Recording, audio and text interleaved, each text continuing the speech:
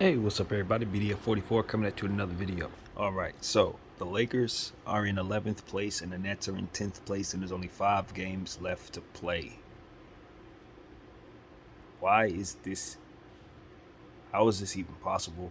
You got arguably the two best players in the game on these respective teams. They got Kyrie over there. They just acquired Ben Simmons. We got AD over here. Obviously, Russell Westbrook championship 2 years ago. How could these two teams be in this situation? Well, this is very simple.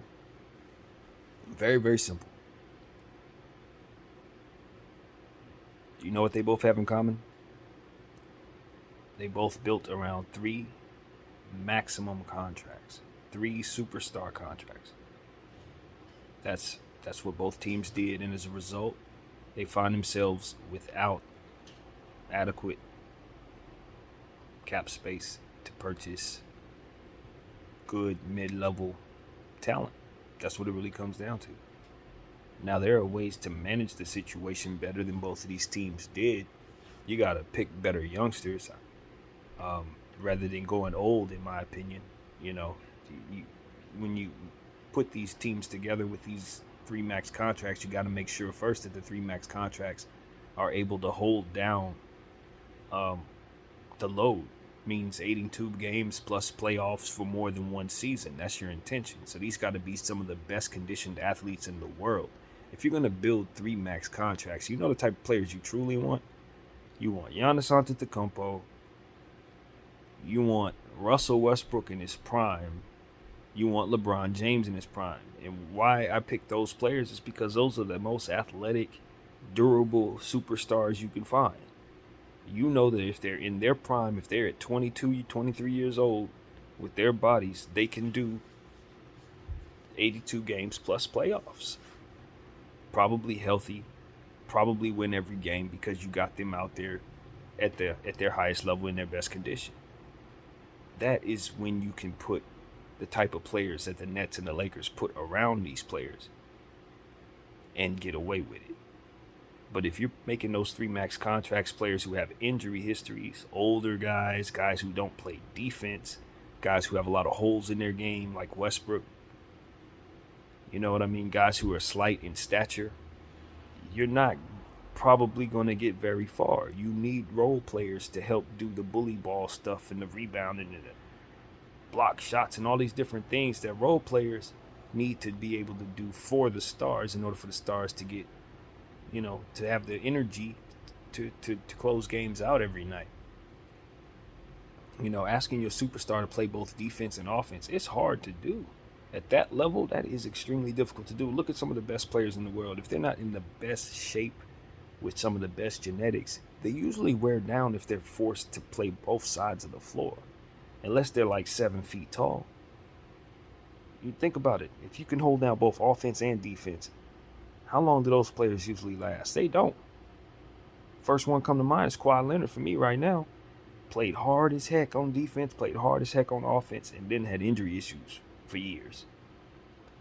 It's hard to do. You gotta be Giannis and to be able to do that. That's why Michael Jordan was so amazing, because he dominated both sides of the floor. He can guard your best player and take care of all the scoring duties. But even he had a Scottie Pippen to take care of that best player. He can guard him. He wasn't tasked with doing so every night. When you have these 3 max players, one of them dudes is going to be tasked with guarding the best player every night. And that is a bad thing. It's a bad thing. You're relying upon 3 players to do pretty much all of the heavy lifting. And while that does give you a huge advantage if those players can do so, let one of them go down with injury. Now you got 2 players and a bunch of scrubs. And that's why it's important to build properly as it pertains to making sure those players aren't scrubs. You can't get away with putting Trevor Ariza on the floor. You can't get away with bringing in DeAndre Jordan. It's not going. That doesn't work. You need to be able to find players who can keep up. If you lose a player or two, you need to be able to find players who are lower value in terms of cash value, somebody who doesn't have a heavy contract, who can play outside of themselves, who can play better than that contract. You need to find several of those. if you're going to try to balance out 3 max contracts. You know, you're not going to be able to get away with guys who are not productive. You need to try to just find G League talent. That's what the Lakers and the Nets should have done. Instead of trying to fill their roster full of vets, because the idea is that vets can handle business in playoff situations with their experience, but this is a league full of young bodies. You got to be able to match up with them. You know, this ain't the old league where half the talent on the floor is one-dimensional guys who barely can get up down the floor. This is not that league. That league, veterans could still do a lot of heavy lifting. This league, no. And I've been trying to explain that to people on this channel at length, so we can kind of get our minds into the mindset of what it takes to build a team, so we know what we're looking at when a team does it correctly or incorrectly. I think that's what it's about. The Nets figured they'd be able to get away with it because James Harden, Kyrie Irving, and Kevin Durant are just phenomenally gifted, but you got to take into account their injury history. You got to take into account the defensive liabilities that both Kyrie and James Harden could potentially be. You got to take into account that, you know, James Harden, of the three of them, is the guy who's really going to be looking to facilitate. Although KD and Kyrie can, that's not their game. And then they move on from James Harden, bring in Ben Simmons, which is cool, but you still got Ben on a max contract. Now you got Ben Simmons, who can't even play right now because of the back. You know, that's obviously going to take away a third of what it is that you do. So I think the Nets would be just fine if Ben Simmons were at 100%, because he can play all this defense and do all kinds of stuff, take pressure off of the other team, you know, shuffle their rotation a little bit. But honestly, without him, Kyrie and KD can put up 90, 100 points themselves, but you're playing terrible defense out there because of the rest of the talent on the floor. So they're still giving up 122. Lakers, same thing. You know what our situation is. Russell Westbrook, he's struggling, don't play no defense. AD, hurt.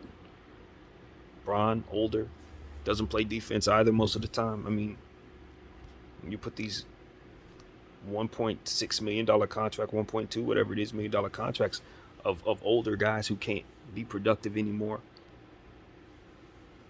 You can't withstand injury. Yeah, when you're fully healthy, you're the best team in the league, but let one of those guys go down and you tumble down the standings. And that's why I told people, I think it was right after the trade deadline, I believe it was, around that time, I said, you know, the Nets, they got their work cut out for them. You know what I mean? Because even though they made this trade and did get better, if they can't get Ben Simmons out there, you know, they go from being a team that I think could win the championship to a team that I think is going home early. Just like that. Just with the difference of one player being out there for them. So that's how fragile it is when you have them 3 contracts. That's how fragile it is when those 3 contracts are not reliable, healthy bodies who have well-rounded games that fit with one another.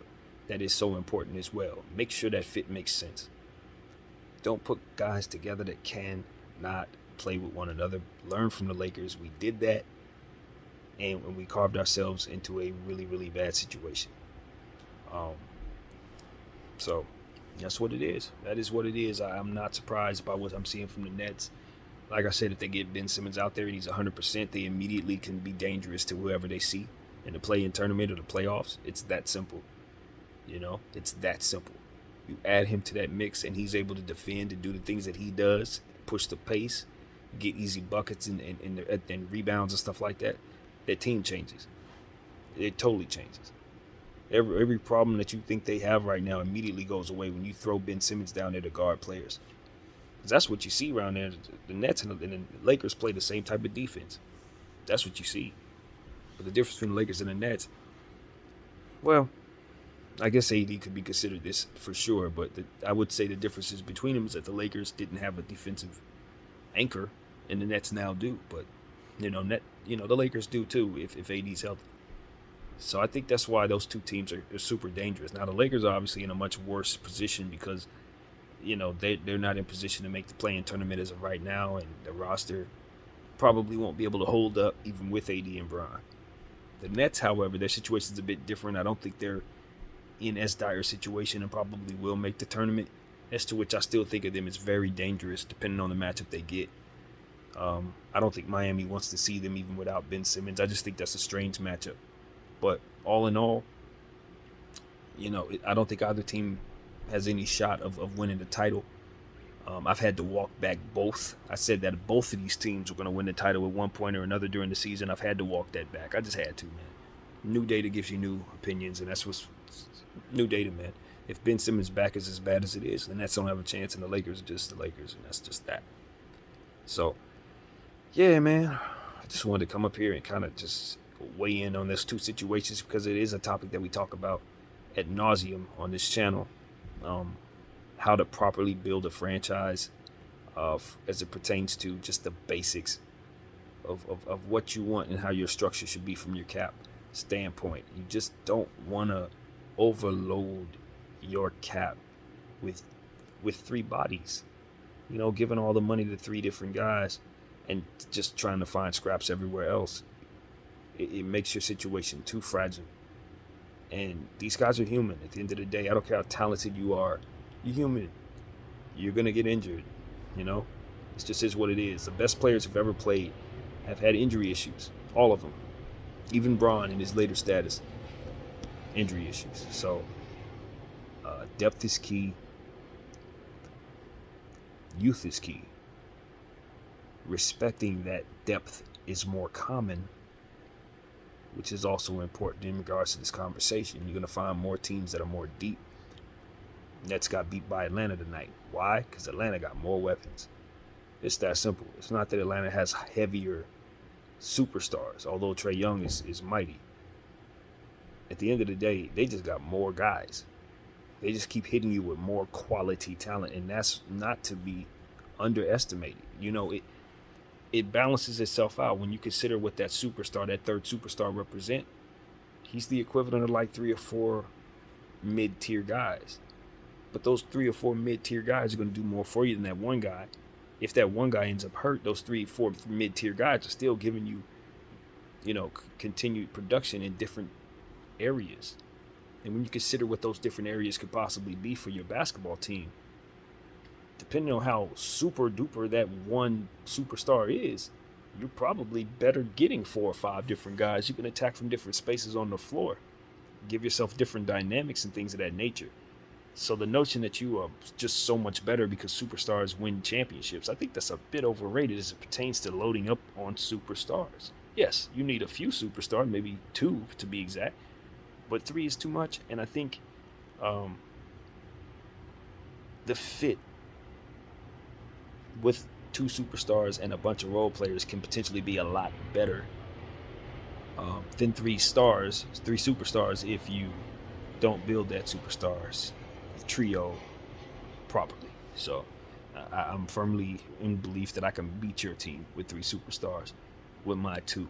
You know what I mean? So long as I got the right stuff around them. So that's what I think the Lakers and the Nets need to consider, shaving it down to 2. Obviously, the Nets are in a much better position than the Lakers, but the Lakers need to shave it down to 2, and we'll see what happens from there. I think the Nets are going to probably look, I wonder, because I think their hands are a bit tied, just like the Lakers, as it pertains to what they can do with those contracts. When you look at KD, you don't want to piss him off. You don't want to send anybody away that he's not going to be happy seeing go away. Ben Simmons' back is a real deal situation, and if it doesn't get better, I'm pretty sure they're going to be looking to try to move him again. But with all the stuff that's going on in their team, I just wonder if they would look to move Kyrie Irving as well.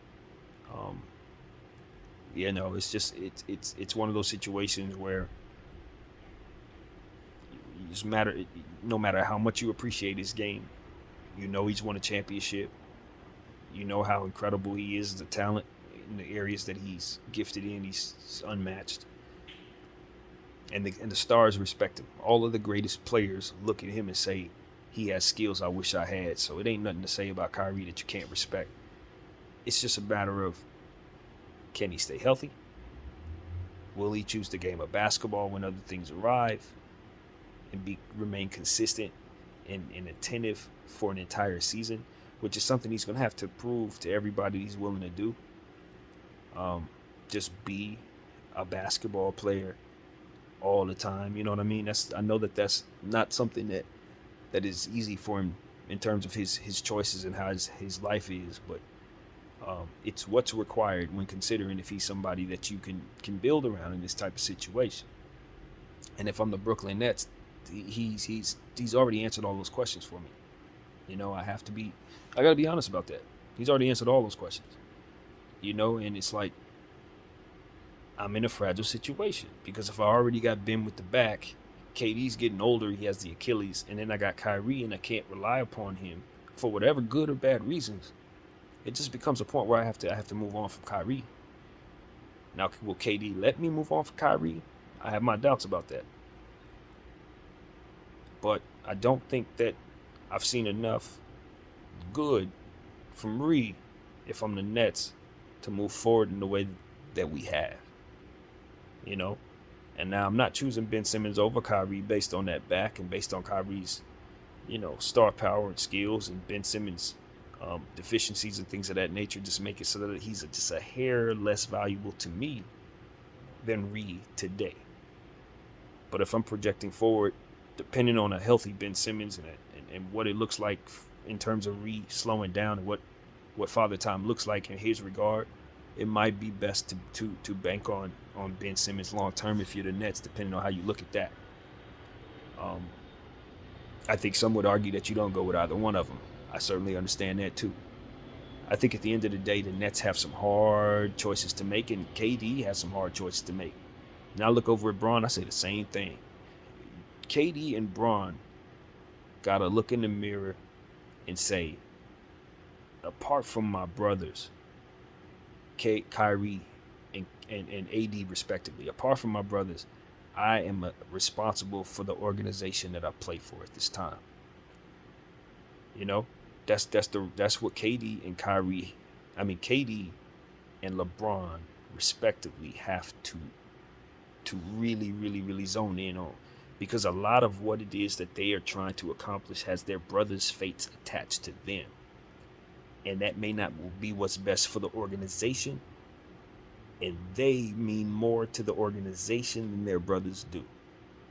And I think that puts them in a position to where they're between the rock and a hard place, both of them, because they want to play with their brothers, but their brothers may not be best for them in terms of winning a championship going forward. AD and his health, Kyrie and his choices. KD is a guy where the Nets don't want to do nothing without his say-so. LeBron, same thing. But what they say so will determine how much the team is able to succeed around them, how you're built going forward. Yeah, I'd say to KD, look at what Bron's going through with the choices he's made, trying to be with the players he wants to play with, et cetera, et cetera. It's kind of left both the organization and him looking a certain way. You're about a step away from that with Kyrie. And like I said, I'm rooting for Ree. I want to see him win.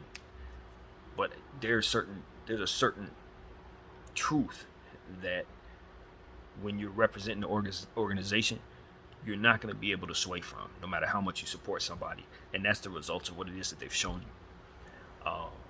And you know me, if y'all follow BDF 44, I'm cut and dry when it comes to stuff like this because I'm result oriented and I'm prayerful. So everything that I say, I've tried to filter properly through my religious, so my beliefs, so that I try to put good energy in there. I'm trying not to be a bad guy when I speak, as a matter of fact, as I do, is what I'm trying to say. But at the end of the day, some stuff you just can't shake away. Hey, Ree hasn't been around, and they needed him. So it was such a situation that it made James Harden want to leave. Fair. James had to do whatever his mind said go and do. But for the Nets, it's like, okay, did that cost us James Harden? Do we care? Even if we don't, should we not evaluate how that looks? All of that is just real. And it's like, if they're going to go and live and die with KD, if KD is going to be the guy they live and die with, then KD has to do right by the organization and letting them do what they have to do that's best for the organization. Bron, exact same thing. So, that's what I wanted to say as well. At some point in time, if your desire to play with your brother goes against what's best for your franchise, then something really does have to give. Or you got to temper your expectations for what it is that your franchise can do for you as you make these decisions. And when the backlash comes back, when the Stephen A's and the Skip Baylesses start woofing, you know, it kind of comes with the territory. I think you can kind of help that a little bit here in this conversation by making sure that you let the organization do what's best for it, so that can trickle down to you. Because I'm telling you, if the Lakers, let's just assume LeBron James let the Lakers make the right moves, assuming he was in the way, this is hypothetically speaking, we would have Buddy Hield, DeMar DeRozan. We would have probably other pieces because of that, because their contracts are much less. Russell Westbrook wouldn't be here, so we wouldn't have had that circumstance. I mean, it's just so many different things that have made this team a lot better than what it is right now. Maybe he wouldn't be playing with his boys. Maybe he wouldn't have Westbrook here. Maybe, I don't know how that would have played out for us to have all those players. But we'd be better right now. He'd have a more genuine smile on his face because he'd be playing for something, instead of going down the ship with his bros. And look, what can I say? You can't always choose the way you want to win. Sometimes winning doesn't come in a comfortable way. Sometimes in order to get that championship, you got to be around some people you don't want to be around, or run with some people that you don't get along with, or kind of playing some styles that don't fit your flavor. Making sacrifices you don't want to make, sit out games you don't want to play, or what have you. Sometimes you just got to sacrifice what's best for your mind for what's best for the team. And I think I'll leave it at that, man. My name is BDF44. Thank y'all for watching. I'm out.